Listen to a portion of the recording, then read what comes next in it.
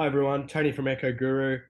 About 12 months ago, we took a walkthrough together looking at the British Society of Echo's Echo Calc application on the iPhone.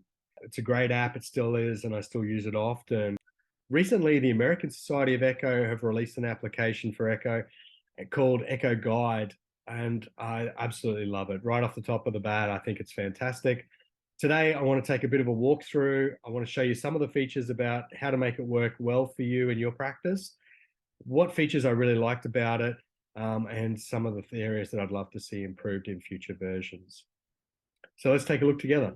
Today we're looking at the iPhone version. I've got an iPhone SE, which is one of the smaller screen ones. You can see the screen capture on the video here, which will show exactly what I'm seeing on my iPhone. This is available on the Apple Store. It's also available on the Android Store, although I'm only going to be looking at and talking about the iPhone version today. So hopefully it all looks pretty similar across the different platforms, and it gives you an idea of what we're looking at. So the application opens up with this screen. It's a really clean interface. There's not a lot of sort of additional areas to go into which sort of cloud the process up. Really, it's just stripped down to give the calculations and the tools that you need without cluttering the application up with, how-to guides or society news or anything like that. We can start, for example, with the left ventricle. It's grouped really neatly by the different areas of the heart that's important. It gives us a nice drop-down menu there. And if we look at, say, LV linear dimensions to start with, we can see here that's already got some numbers in. That's because I've used this app earlier today. So it's important just to hit the reset button at the bottom of the page to clear all that data off and get us back to a clean slate. The BSA is really easy to enter in, and it can either be done just by manually entering those numbers in, or if you're not sure what the BSA is, we can use the calculator button next to that to bring up a calculator. We can say that the patient's 180 centimeters and 85 kilograms. And that saves the BSA as 2.06. He's a male. Now, very intuitive and easy to use. If we enter in our parameters for the LV size and say that it's 5 centimeters, we can see that that automatically updates to give the interpretation that this is within the normal range when we index that to the patient's size. Everything is indexed, which I think is really nice. Now, what you'll notice here is that you don't need to put both numbers in. If you're only interested in the LV diastolic diameter, then that's all you need to put in is the diastolic dimension. But if you did want to put in the systolic as well, then that would show you an interpretation of that as well. So it calculates the indexed LV dimensions and interprets those based on the findings. We can view the table to see what the cutoffs are and how it comes about that. That's all pretty straightforward, straight from the guidelines. What I really love about it, though, is that they've gone to the process of putting a range for the parameters rather than saying this is the mean plus or minus the standard deviation. I found when I talk, especially with trainees and some experienced sonographers, there's a lot of confusion as to how to read those tables when it's expressed as a mean plus or minus one standard deviation. And then interpreting that in clinical practice as to what the actual reference range is. We can also see the guideline reference of where that those original values have come from. The app has a cool feature which acts as it's called a guide rails, where if we put a number which is physiologically impossible or improbable, then it's gonna flag that. So for instance, if we said this is a 50 centimeter ventricle, this says recommends verifying the accuracy of the measurements entered as they are significantly outside of the normal range. Now, that's super useful, especially given that we can't change these units. And if you're a sonographer who thinks in millimeters rather than centimeters, I can see easily how you could put the wrong values into the calculator and get a crazy interpretation from it. So I like that this way just flags that as being a ridiculous number. It does let you go pretty high though. It still lets us calculate a 20 centimeter ventricle, which would be certainly well outside anything that I've ever seen.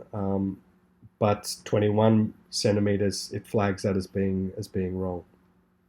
Similarly, on the other end of the spectrum, um, if it would have to be a pretty small ventricle for that to be flagged as being outside of the normal range. So let's have a look at some of the other calculations. Diastolic function, yet the algorithm is just a display of the it's a display of the algorithm. It's not an interactive algorithm. It says that it's coming soon.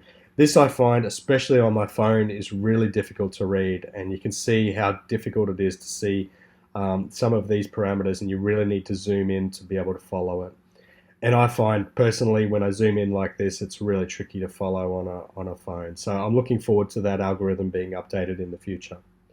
An example, though, of where they do have a interactive algorithm is, for example, with the pulmonic regurgitation. And this is an algorithm for integrating multiple parameters to estimate PR severity.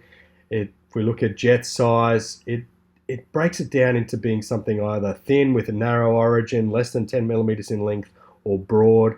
And depending on what we select for these, it automatically fills out the algorithm and says that greater than 50% of criteria for mild is present, and this is most likely mild pulmonary regurgitation based on the descriptions that I've selected in that algorithm. Now this will be great when they do this for diastolic function, and I can't wait to see it. Now, overall, it's really easy to navigate. As I said, it's broken down into fairly straightforward areas or categories.